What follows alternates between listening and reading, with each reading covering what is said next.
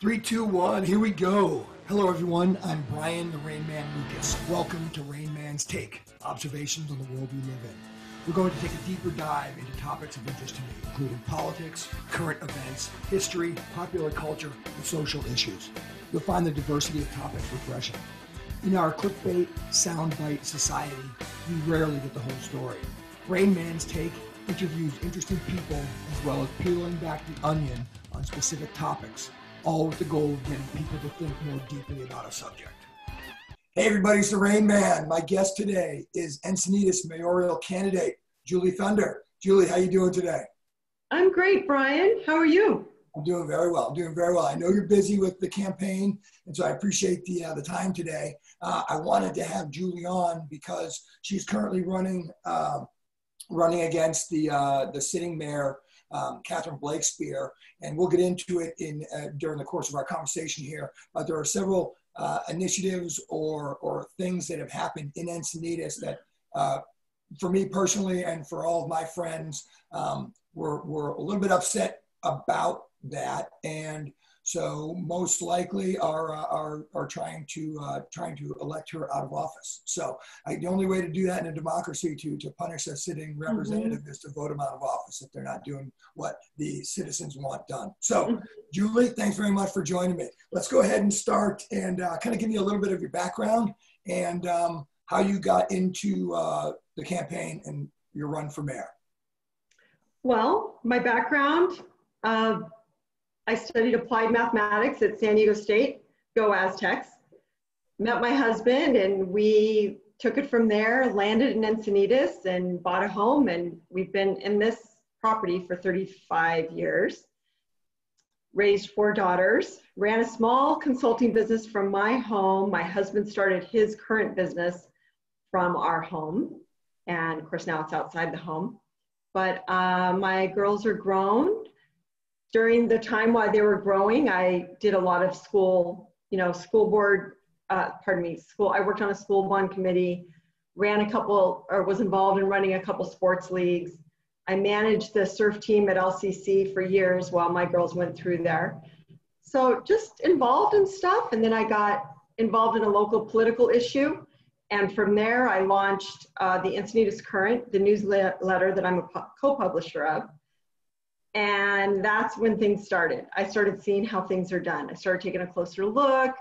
How did this happen? How did that happen? You know, writing some of these articles. And next thing I know, I got a phone call, like I was telling you, it was in a week. I think it was Sheila Cameron, Pam Slater-Price, and Mark Muir, all in the same week, called and begged me to run for mayor. And I've never run for office, but I thought, if anybody couldn't win with their support, then I'm a real loser, and I know I'm not a loser. So I'm like, all right, I'm going to do this. Took me a while to get my husband on board, but here we are. Nice. So let's step back a little bit. You said there was a political issue that got you going, that got you starting the Encinitas Current. What was that political issue, and where did you go with that? It was the rail trail in Cardiff. I was part of the group, Preserve Cardiff Rail Corridor, that fought against putting the trail inside the corridor. We lobbied to put the trail on the west side of the highway, where at that time most people walked. And we wanted to keep this section of the corridor open. You know how the rail corridor is in Leucadia along Vulcan? It's just a big flat piece of dirt. Cardiff wasn't like that. It was more hilly, and there's some sandstone bluffs. The water would gather at a certain spot every winter, and ducks would come, and egrets and bunnies and rabbits and snakes. And so we didn't want to lose that. Of course we have. The open part of the open part is still there, but there's too many people around, so there's no wildlife anymore. And we also lost our beach access. That was the number 2 concern. So the fence went up, and now we have no beach access except for when people cut the chains on the gates or literally knock the gates over. So it's a little ghetto style right now in Cardiff, which doesn't make me happy, but the trail is loved. I use it every day. It's my routine for 30 plus years. And a lot of people come here to use it. So, you know, it's water under the bridge for me. Now I'm just moving forward to run for mayor. Just out of curiosity, because I didn't realize that that your proposal was to put it on the west side of Coast Highway. So Okay. that basically would have just widened the sidewalk that's currently there. Is that what would have happened? Yeah, oh, it was a beautiful design. It was a beautiful design. It was a wide walkway for walkers and slow bikes, you know, cruisers or kids. Yep. And next to that was a protected bike lane. And then the highway is a single lane right through there anyway. So it was gonna carry the single lane all the way to near Chesterfield. Interesting. And it would have been beautiful. Yeah. Why did that get voted down? What was the final tally on the voting? First, the council was against us, and we put a lot of political pressure on them successfully. We were able to force then council person Catherine Blakespear to flip-flop her vote. It cost the city some money when she did that too. So she flipped under political pressure and switched to the west side and joined us. And then we had to get approval from Coastal Commission to put it on the west side. And that's where we lost at the Coastal Commission. So I think that things happen to make us lose at the Coastal Commission, but it happened and it's done. Yeah. And now I just use the trail and say hi to people instead of critters. Yeah. And I guess that's just the reality of it in politics. Somebody's going to win and somebody's going to lose. And you just hope, interesting. Just as a personal note, being a resident of Encinitas as well, God, the Coastal Commission, unbelievable. Oh my gosh. I mean, yes, I understand the idea of trying to preserve the coast and the ocean but they're just out of control. Well, think about it. They're in control of our entire coastline in the state, and none of them ran for office. They're political appointees. Yeah. That's a problem to me. I don't know why as a state, as the people of California, we haven't changed that. I don't know why. Yeah. And maybe after I'm done being mayor, that'll be the next thing I tackle. There you go. All right, so let's dive into the campaign. How long have you been campaigning for? How's that going?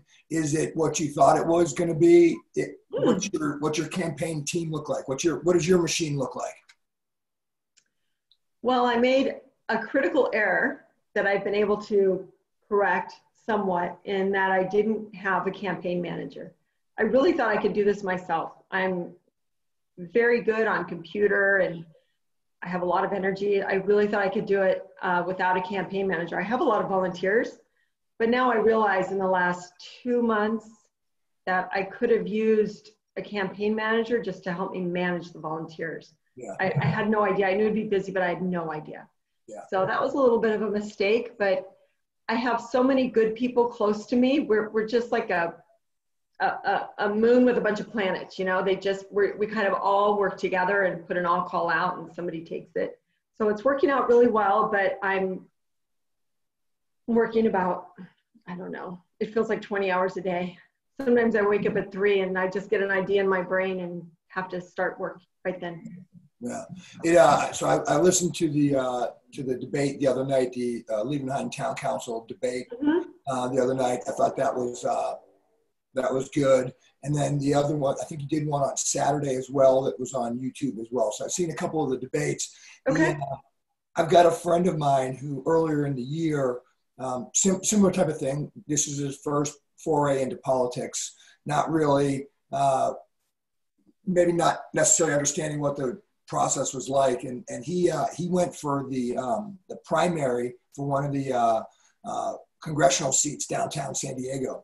And it was just him. And he basically used the sort of the campaign strategy of just Instagram and social media. And it was just basically him and that trying to get his name out there. And, you know, unfortunately, just the way the world's American politics is right now, that's tough to, when you're going up against a machine like Blakespear has. I mean, you know, she's obviously. Yeah, well, one thing I've learned, Brian, is people, even if people are unhappy with the current politics, like for your friend and whatever he was running against or for, even if they're unhappy with the current politics, like they are in Encinitas, there's a significant size of our population that are very unhappy with some key things that have happened. They weren't ready to jump on my bandwagon until they saw some momentum. So that was a really interesting lesson. So, and for your friend, they want to see that other people believe in you, and they want to see that you're able to raise money. They want to know that you're really in it to win it. Yeah. And because I saw, it's like an exponential curve. A few people came over to my side, and a few people posted good things, and then boom, money, literally, I asked for money one day before I started emailing and asking for money. Yeah. And money just came out of nowhere. It was crazy. So you definitely need to have real people that really believe in you and are willing to stick their neck out. Yeah. And I've not seen them, but are there polls that kind of show? No, there are none. Okay. So I think the yard signs are the only polling I go by. Yeah. Yeah. And I think I outnumber my opponent probably in some neighborhoods 5-1, others 1-1, but I don't think there's any neighborhood that she has more than I do, at least that I've seen. It's interesting. We've got friends who live right down by where the Goodson project is being proposed. They live right in that area. And they said that I think it was after the other night's debate, the next morning they saw somehow her campaign just started really throwing the signs up, that she's being endorsed by the fire department and things like that. Mm-hmm. What are some of your big endorsements? Well, I have the Deputy Sheriff's Association. I was warned by everybody, you won't get sheriff and you won't get fired. But I have a Sheriff's Association. I have a pretty strong law enforcement ethos in my family, and I think they saw that. I think they believed me when I said I would never even consider defunding. That doesn't make sense to me. I have them, and after that, it's County Supervisor Pam Slater-Price, 4 former mayors, something like 12 former city commissioners, and a couple that are still commissioners, including Bruce Ehlers of Olevenhain, including Peter Cole, who just had to step down. And after that, the schools, there's representatives from each school district that are supporting me.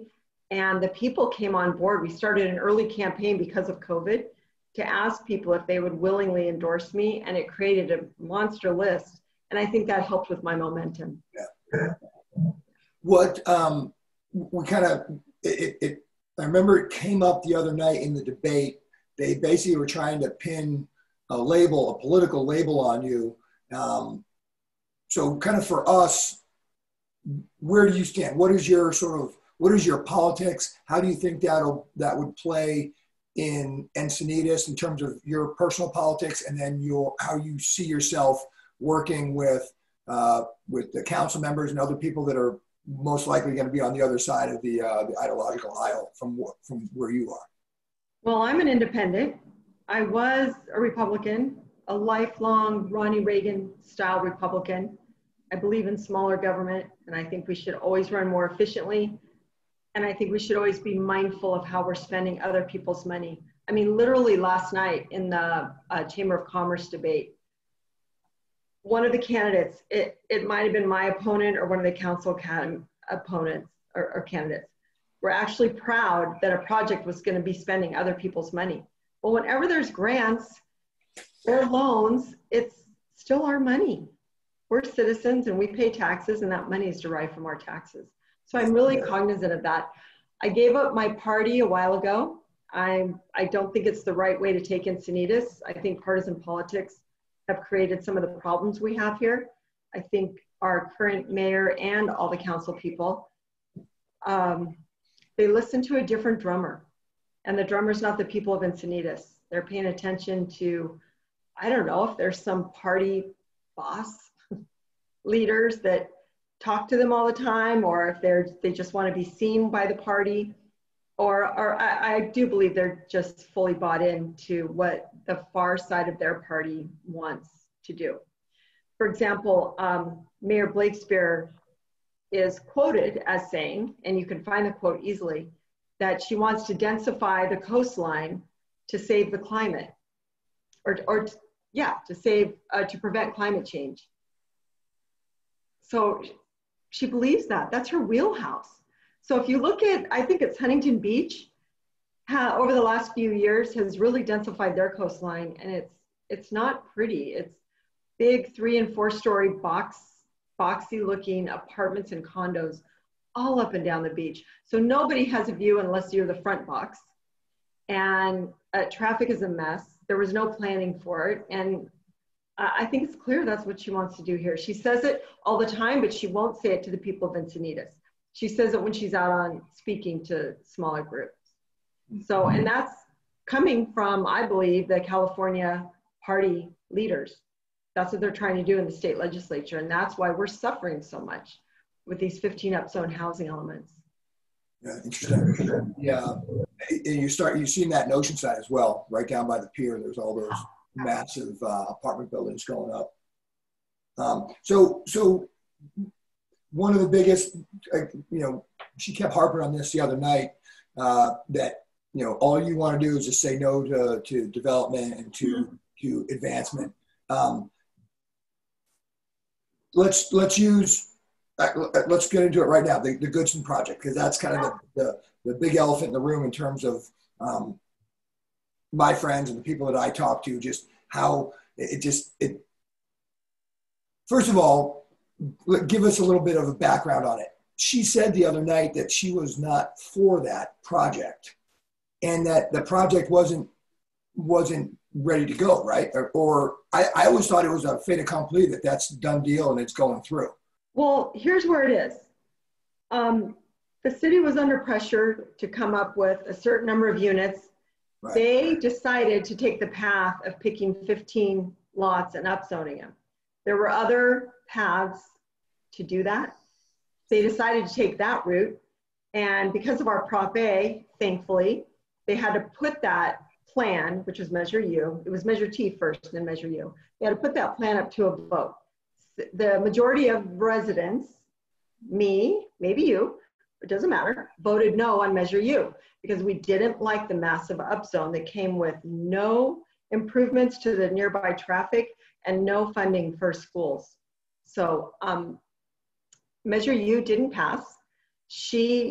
And by the way, the Goodson property was in one of the 15 on Measure U. So, and you can imagine the entire community of Alevenheim voted against Measure U, I'm sure. Yeah. They were very active in this fight. After it didn't pass and there was pressure from the state, she caved to the pressure and took Measure U and gave it to the judge and said, fine, even though the voters don't want it, we're gonna do it.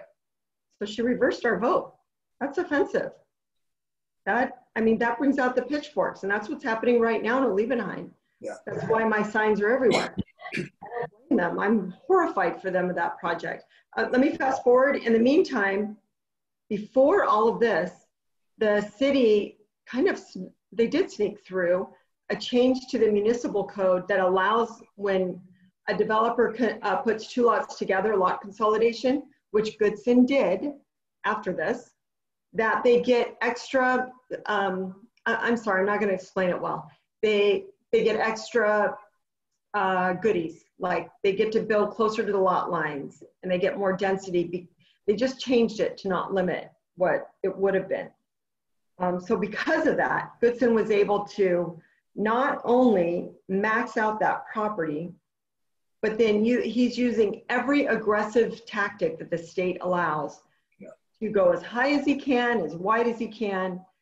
You know what it feels like to me, Brian? It feels like a Disney movie. When my girls were little and there's always some really bad villain. And I used to tell them, guys, nobody's like that. That doesn't happen. And I feel like we're living it right now with a really bad villain that wants to do something horrible to the town. Yeah. So again, is it a done deal? Because Goodson had a couple of weeks ago, he had a Zoom call, that citizens participation call.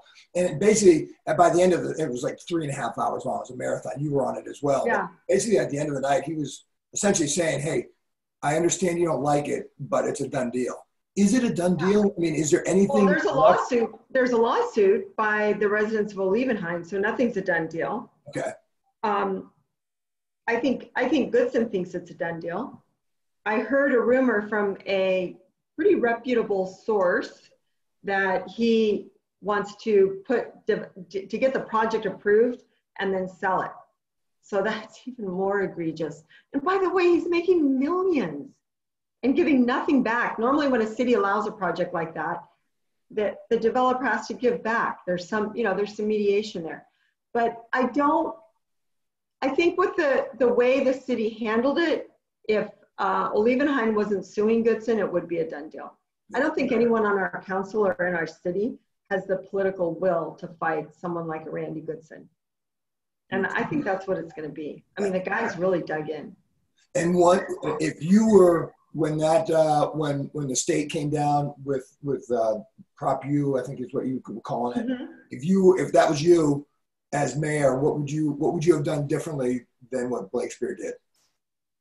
Well, Measure U would have been a whole different animal under Mayor Thunder. I would have put together a much bigger coalition from each community to pick the properties, and I would have looked for more properties to have smaller projects. And I would have fought back. Do you know right now the city of Coronado is suing Sandag for their outrageous housing numbers they've been assigned. Sandag is the entity that works with the state on how many numbers the whole county has to take, and then Sandag doles it out to each city. Gotcha. Mayor Blakespeare was the chairman of that RENA subcommittee that doled out the numbers, and because of her actions on that committee, Coronado is suing Sandag right now because they can't meet their numbers. Solana Beach can't meet their numbers. Imperial Beach can't meet their numbers. We're not going to meet our numbers. Redondo Beach, Beverly Hills, there's cities all over California that are battling this. The only difference is those cities are working together. I belong to the group they're working with called Livable California, and they're finding solutions. They're finding ways. They're sharing them every day in emails and Zoom calls every week. Hey, try this. We were able to get this and this and this passed, which help us do that. And I want to be a part of them. I want to be on that team, not the city of California. Yeah, can you give us some examples of what that group is doing? Like, what are some of those? Well, the most obvious is those 9 outrageous housing bills that the legislature just tried to pass. They were able to defeat 5 of them. That's huge. One of them was going to allow, it was called SB 1082. It was going to allow any single family home that for their lot to be divided into fourths and sold off, created 4 homes on it and sold off. No setbacks, no lot lines, no extra parking. It's this massive move from the state of California to force everybody to take more density. And it's not right. They keep saying if you speak out against it, then you're not for affordable housing. The state's not trying to force affordable housing on us. They're trying to force housing on us. In fact, that bill that Livable helped shelf, it will come back, by the way, SB 1082, it had no provisions for affordable housing in it. It's density, and that's what they want. This is Tony Atkins, a state senator from San Diego, Scott Wiener from San Francisco. There's a group of legislators, and it seems to me that the governor's all in. He's not campaigning against them. He's just pushing and pushing for more housing. And I think that goes down the line. There are cities like ours that went along with it, and there are cities that are fighting it. And why wouldn't we fight? They're trying to ruin our town. This isn't about affordable housing. If we are definitely deficient in affordable housing. We definitely have the lowest number of apartments and lower rent cost units. So we have some work to do, but it doesn't have to come in 7-story buildings that create a fire death trap for a whole community. Yeah, and it just seems, again, from a concerned citizen standpoint, just driving around the town, it just seems like there are other spots that make more sense to actually fit into what should be affordable housing. the closeness to public transportation, closeness to Right. amenities, all those things. It just That's the rub, Brian. The state allowed, the city shouldn't have put it on the housing element, and then the state allowed it on there and accepted it when it wasn't near transportation, when it's in a food desert, there's no affordable food except 7-Eleven, and there's no safe route to walk anywhere. And so that's what I'm saying. Now, when I saw that happen, I thought, this is not about affordable housing. It's not. There's nobody towing the line for this. Right. And the mayor talks about it all the time. She's just, to me, I believe she's just singing the song of what the governor, she thinks the governor wants her to say. And my impression from the other night from her, and she's obviously a very smooth character, is that my takeaways, and correct me if I'm wrong, I thought I heard her say that she actually wasn't for the Goodson project, but the fact that the state just said, you're doing it, you know, she basically said, okay, we're doing it. Is that, was I understanding that correctly? She did say that, but she was on a Zoom call with people from Olivenheim. She's not going to say she was for the project. She's also said in, was it in her newsletter or Voice of San Diego quote, that, how did she say it? She related it to wealthy people that don't want affordable housing in their backyard. I'm sorry, and I can't dig up the quote. Yeah. I'm not that fast to dig it up. But yeah, she said some really egregious things. You know, she's working now with people with justice and equality groups, which seems fine. It sounds fine, but I think it's turning her logic away from what Encinitas is. We're a bedroom community on the coast. Yeah, yeah. We don't have to become a high-rise, traffic snarled, you know, tourist attraction. Why do we have to become that? I mean, and you know, there is the flip side of that, you know, these things can't stay that way forever. And, you know, I understand that, but you got to try as hard as you can to, you know, well, they won't stay that way for a New York minute if we keep electing people that want to tear it down. Yeah. So let's get back into kind of a little bit into the weeds. So aside from kind of joining forces with some of those other cities that seem to be successfully fending off this this push by the state, what are some other things that, and obviously the Olivenhain lawsuit that's going, are there other things that can be done to, so like, let's say you get elected, now you're good, now the main goal is, I would assume, is to try to reverse that ruling, or that, how does that, how would that happen? Well, I wish I knew, but one thing I know that I want to do, and I hope I have a majority on the council, because one person can't do anything. You need 3 people to do anything. We're a weak mayor form of government, and that's the way it works in Encinitas. And by the way, our current mayor has not been running it like that. She's been running it as a strong mayor form of government, which we aren't, because she has council members that are willing to look the other way while she runs a show. One thing I would like to do is bring in, do you remember the cabs? Were you here when our city had CAB, community boards, community advisory boards, CAB cabs. So each of our 5 communities had a committee of 5 people. What I don't know yet is how they created how they selected the 5 people. And I don't know what would be a good way to do that, but I really would like to bring those back. And that way, for example, Olivenheim's town council right now is kind of a cab for them. They're very active. They pay attention to what's going on in the city. They do a really good job of it. They just formed that fire safe council. They're very proactive, and they're doing a great job. Other communities haven't organized that well, and I think creating the cabs would facilitate that process. So if each community had a cab of 5 people who are, and I don't mean politically motivated people, I mean true representatives of the community, then I would like to work with those. So that would be 5 communities times 5 people. That'd be a 25-person commission finding solutions to our housing. I think that would be a lot more representative than what happened. Here it was the council and then a 4-person commission. It was called the Housing Task Force. That four-person housing task force had the mayor and Tony Kranz, 2 people that are for high density housing, and Kurt Grosclose, who did a very good job, but he was kind of in the middle. And then Bruce Saylors, who was the lone outlier that kept looking for creative ways. They hired an attorney named Barbara Kauts, Kauts, from San Francisco.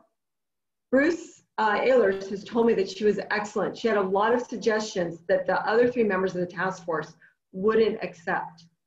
So I'd like to revisit that. Yeah. And I don't know what can be done about the ones that are there, but I won't know till we sit down with an attorney and find out where we are. Yeah, interesting. Yeah, I mean that sounds like it's a great idea. That's something that what I've noticed, and again, this is not a ding on you. It's just the fact you're just an inexperienced politician. But that was one thing she was really hammering on the other night, is that you're just a person that says no all the time to everything, and that's not the case. It was just getting stuff like that out there to the people to let them know, hey, this is actually what I want. It kind of is the case right now. Yeah. My job running as a candidate is to point out all the things that the current mayor's done wrong. So I'm saying no to everything she's done, and I don't agree with it. Literally almost everything she's done I don't agree with, at least this year. I could come up with a couple that I agree with, but I'm not going to go around talking about the things that she's done right. I'm here to get elected. Yeah, I hear you. So let's say that you do get elected and you step into the office for day 1. Do you have advisors that you're going to lean on in terms of kind of helping you learn on the job? Because that's essentially what you're going to be doing. You're going to be learning on the job. So, those previous mayors and the commissioners, that's a pretty darn good team. Yeah. And by the way, every mayor is doing that. Everybody that gets elected mayor in a small town, starts out going, whoa, what are we doing? Or whenever you first come up to council, you have a lot to learn, and you rely on your fellow council members. You rely on the city manager and the city attorney. So, yeah. I'm a little bit embarrassed that I'm ignorant of this fact, but are all 5 of the council members, are they all up for election? Is that just 2 of them, or 3 of them? Just 2, and it's North Leucadia and mid-central town, downtown Encinitas. And are they the 2 that voted with Blake Spear for the Goodson project? Mm-hmm. Yeah. Okay. So all 3 of them are up for re-election with that kind of in their track record. Okay, interesting. And the other, in fact, they vote with her almost 95%. I think 95% of the time. Yeah, you had mentioned that in that sphere of influence pamphlet that you sent out the other day, that your campaign did, that Hines and Krantz basically were pointed by her. So the other three members on the council, do they see eye to eye with kind of what you're thinking of, or where do they lie? Well, the entire council. So you have the mayor. And beneath her, you have the 2 up for election, Kelly Hinsey and Tony Kranz. Tony was not appointed by her, but they've been aligned fairly closely for a long time. He's been on council for a while. Kelly was appointed by her over some really highly qualified people, by the way. It was, a lot of people were shocked. Pretty much everyone in the room was shocked. The other 2 council members are Joe Mosca from Oliebenheim, who was appointed from her originally, and then just won re-election. The other one is Jody Hubbard, who was highly involved or good friends with Michael Verdew, the guy that has a $30,000 PAC to keep this council in office. She was friends with him, and after they gerrymandered the district, they got her to run in Cardiff, and she won easily. So they pretty much carved a little slice to make sure she won. So yeah, I will say everyone except Tony is there because of Catherine Blake Spear. And I think Tony hangs on because of Catherine Blake Spear. I think the money she brings with the PACs that donate to her, she convinces them to help him along too. You'll see he's not doing much of a campaign because he's got all this money behind him and someone's controlling it all. So yeah, interesting. So day one, when you get in there, what are kind of your big three ticket items that you want to start addressing? Well, we have to dive into the next cycle of housing right away. There's another 800 units that the state is saying we need to take. And the current housing plan, the Measure U plan, the state now just wrote a letter a month ago saying that it's deficient. They're not, the projects that are coming forward, I think there's 6 of them that have come forward, are not presenting with enough affordable housing. So that's because the city requires such a low amount of these developer projects to be affordable. And now the state's caught us. So it is just such a mess. That I'm not looking forward to being part of, but I am looking forward to fixing it. Yeah, that's one thing that really that frustrated me, because I've been to almost all of the in-person public hearings on this last year before COVID. Yeah. And on all of the Zoom calls. But what bothers me is it's almost like the state didn't even, they mandated something, but then provided all these loopholes so that you get a project like that where there's only 15% is affordable housing. And what you're saying is that's the city's part of that as well. They have some policies in place that allow that to happen as well. Or yeah, the city's only requiring 15% from these developers. Other cities require 20, 25, 30, and 50, yeah. 50%. And where are the cities? What are those in San Diego County, or where are those? No, throughout the state. Gotcha. And those are things I've learned about with Livable. Like, for example, I can't remember which city it is that does 50%. And I can get it to you if you need to know it. That city, not many developers want to build there. They convert property to R30, to upzone, to satisfy the state. And not many developers want to do it because it's hard to make money with that. Well, okay, the state's making us do this. Why should we hand it to the developers on a silver platter, which is what Encinitas just did? Furthermore, of the 15 properties, 9 developers, let me back up a little bit. 9 developers have given the maximum contribution to Catherine Blakespeare. 3 of them are owners of one of the 15 properties. I mean, of 3 different 15 properties. 2 of them have put in $9,000 each on a PAC to keep her in office. So what do all these 9, it's between 9 and 12 developers, there's some overlap. Right. They expect something back. They expect her to hold that inclusionary rate at 15% so they can have more profit, or they expect her to look the other way when they increase density bonus so they can have more profit. They already are making millions. The city literally picked winners and losers. 15 developers are the winners, 15 developers or property owners are the winners. Their property became instantly worth 10 to 100 times more than what the value was. Right. And the people who live next to it and nearby are the losers. They have to deal with, some will be living in the shadow of buildings like maybe your friend. Some will be suffering in traffic day in and day out. And some kids will be going to school and instead of classrooms, they'll be in portables. That's not right. Yeah. That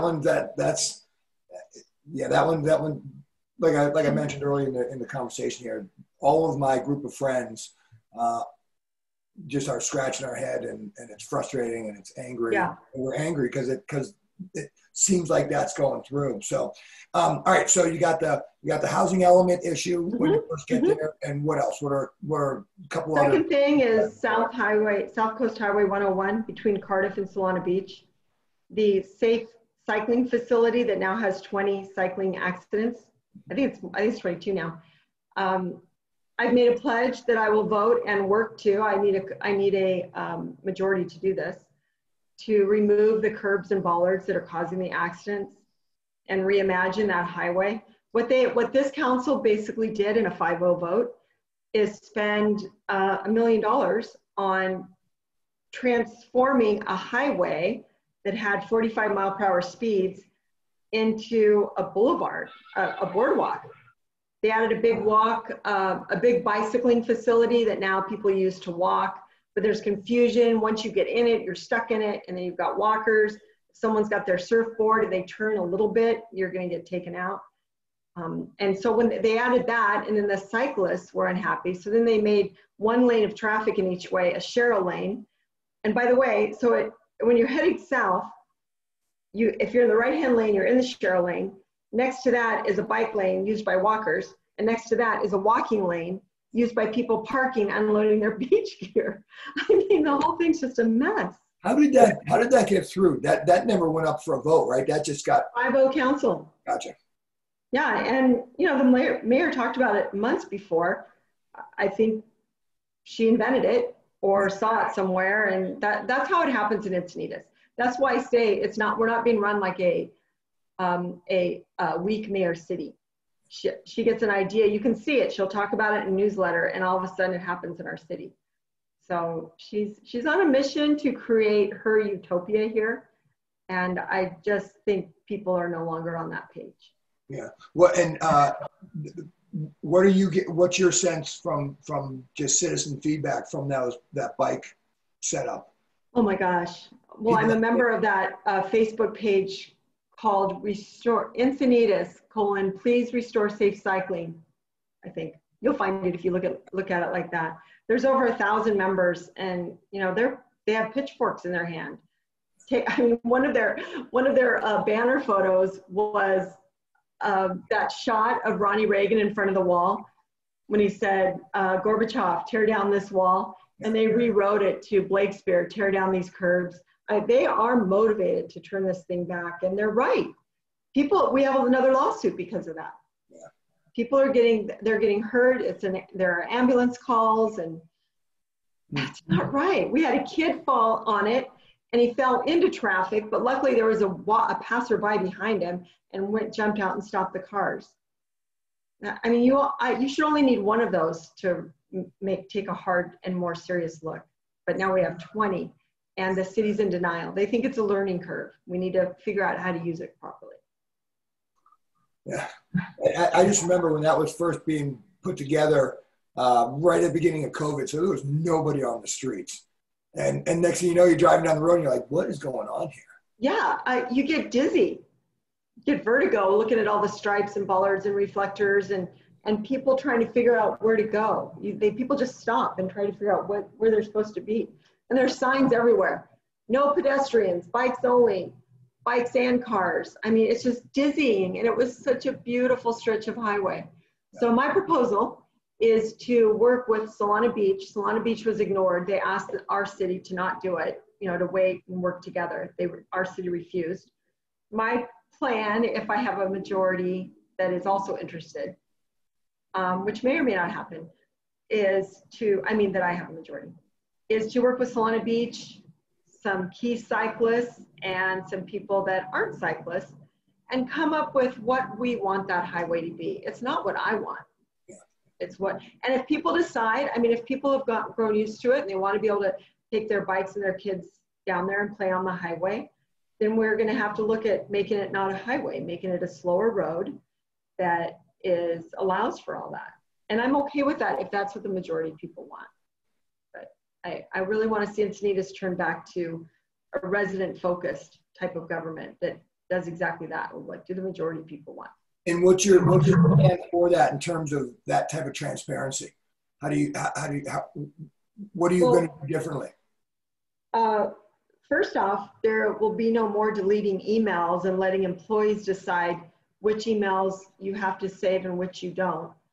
They say now they delete emails that have to do with birthday invitations. Well, why are we using city emails for birthday invitations? I've been putting a lot of effort into looking how other cities handle things like that. Another idea is the sunshine ordinance, which some cities have, which is just a much tighter set of city laws that manage how closed meetings can be done. Ours are very loosey-goosey. There's a closed meeting now almost every week. A closed meeting now. Yeah. 5-10 years ago, there was a closed meeting once a month or every other month. It's just, we have over 20 lawsuits. We have property we've got problems with, Pacific View. That's another thing that I want to look into. Another thing, Brian, that I would like to do is come up with a way, if anyone's listening, they can help with this, I'm interested, to survey our residents in a more honest, believably honest way. Right now they send out, like just yesterday, they sent out a Survey Monkey survey for the Pacific View property that we bought like 6 or 7 years ago. You remember the one we overpaid for? Yep. It's been ignored since then. It's weeds and homeless people in the middle of our old downtown. So that Survey Monkey went out, I got it, it landed in my spam folder. Did everybody get it? Yeah. Or did only people who subscribe to this or that get it? How did they make that decision? I'm sure other cities have figured out a way to quickly survey their residents and in a way that everyone accepts that, yeah, that's a good representation. I'd like to figure that one out. Yeah, I mean, it makes sense just to get the as accurate take Yeah. on what people's opinions are. Yeah, and I'd like to put attention into Leucadia. I'm highly interested in trenching the tracks through the Leucadia corridor. I think it's going to be shameful. Solana Beach already did. Carlsbad is. They're years into their plan. Yeah. And we'll be the city in the middle that hasn't done it. So it takes a lot of political will. It'll take a long time. But I'm going to be living here a long time. Yeah. So I'm willing to start it. If there are others on council and if the people there want to do it, I've gotten a good reception when I mention it. But in the meantime, Leucadia streetscape, I think has to be dialed back. I'm not comfortable with one lane in each direction with all the reports of the emergency access times. Yeah. And by the way, when the Where city... are we with that? Where is that, the streetscape? How far along? Well, they're starting the first phase. They are. I think it's out to bid. Yeah, and that's the undercrossing at El Portal, along with about, I don't know, it's like 300 yards, more than that, maybe a quarter of a mile, near Juanita's. Gotcha. Yeah. So it'll be a good trial to see how it really works. Yeah, yeah. Hey, just for the short time that we have left here, what I've also noticed, and I think everybody has, just a general kind of uptick in this kind of homelessness downtown Encinitas, along the bluff there on the coast highway. What and I know that you guys talked about this the other night. There's that parking lot. That to me doesn't seem like it's addressing that to me the parking lot seems like it's addressing the people who are homeless but are actually trying to be citizens and trying to live their lives and go to work and all. They just don't have a house, and they sleep in the car. I'm talking more about the people that look like they've got mental illnesses and drug problems. That seems to be on the rise. What are some things that we can do in Encinitas to kind of fix that or one comment on the parking lot. A lot of people know that I fought hard against that parking lot. I was clear, if you want to go back and watch anything I said in front of council, I fought against the process. The city did it behind closed doors.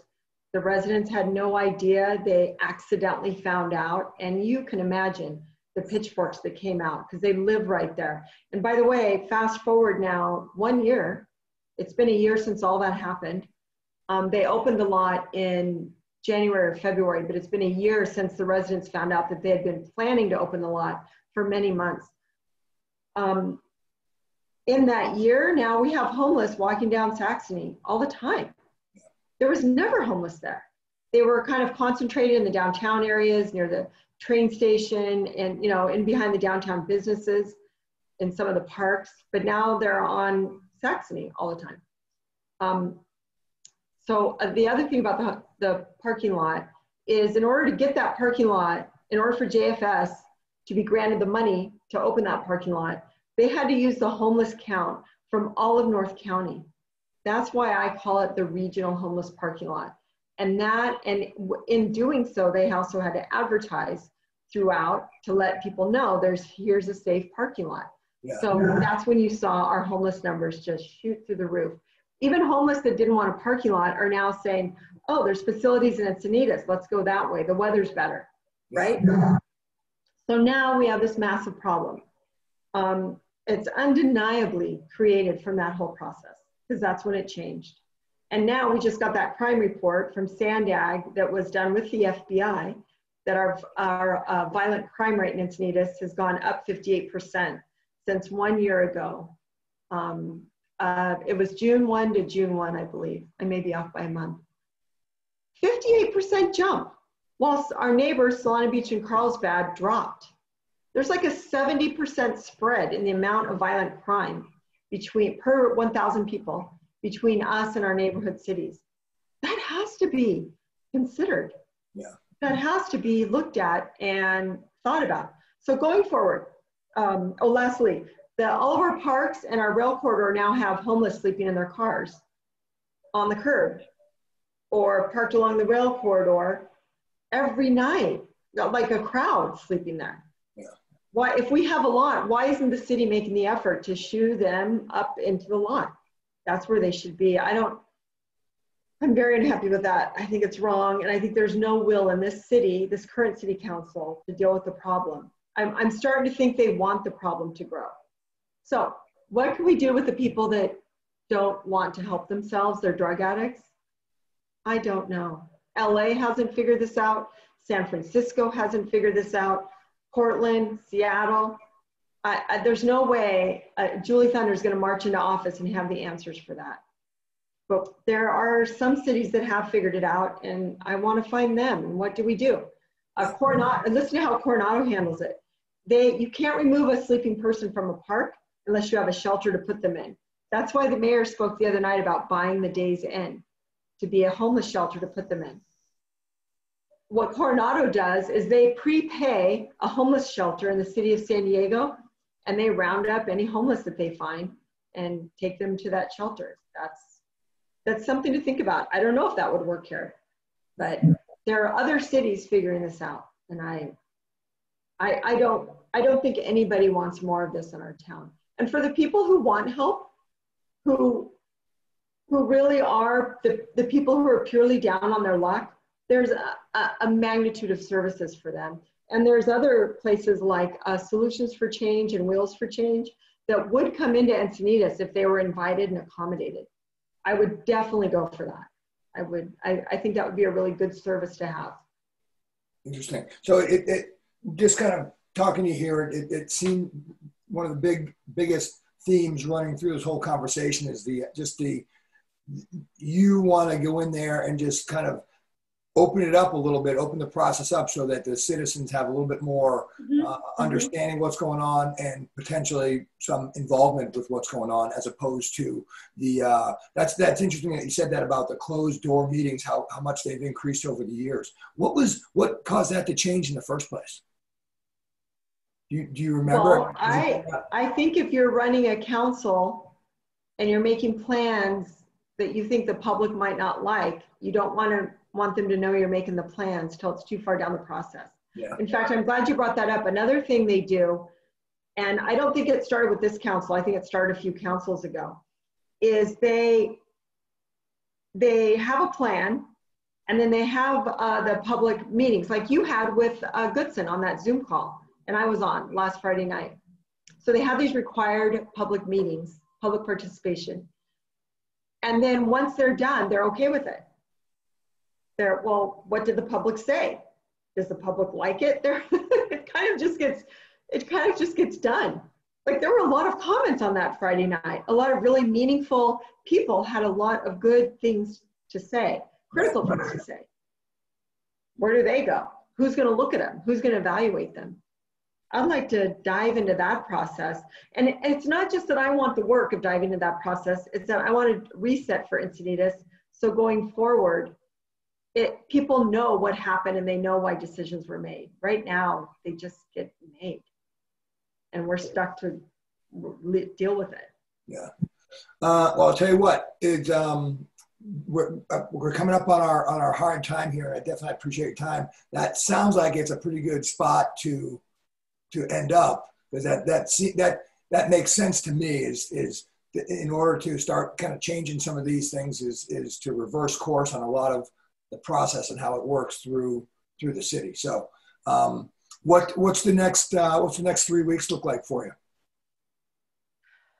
Sign waving, phone calls, emails, sign waving, phone calls, emails, sign waving. It's just the grind. I'm in the meat grinder right now, and I'm glad this week is coming to an end. I had a lot of Zoom calls, a lot of debates, and I'm glad. There's a couple more next week, but they're a little different format. Gotcha. Yeah, just trying to keep getting out there and voter engagement, and fingers crossed. Well, Julie, I appreciate the time.